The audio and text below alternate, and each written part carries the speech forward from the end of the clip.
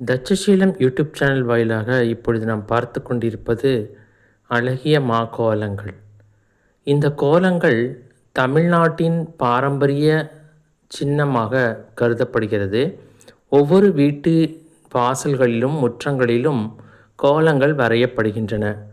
பண்டிகை நாட்களில் வரையப்படும் கோலங்கள் மிக அழகிய வடிவம் கொண்டது.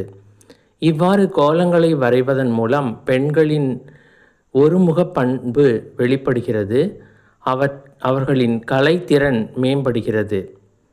இது மனதை ஒருமுகப்படுத்தும் ஒரு அரிய மனோதத்துவ பயிற்சியாக விளங்குகிறது.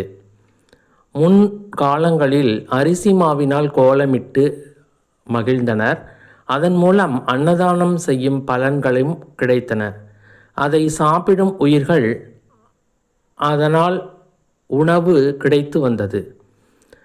இப்பொழுது கோலமாவினால் நாம் கோலம் வரைந்து கொண்டிருக்கிறோம். இதுவும் இன்னும் சில நாட்களில், சில ஆண்டுகளில், சில வருடங்களில் மறைந்து போக வாய்ப்பிருக்கிறது. ஏனென்றால் ஒவ்வொரு வீட்டிலும் எல்லாரும் கோலம் போட்டு கொண்டு இருப்பதில்லை.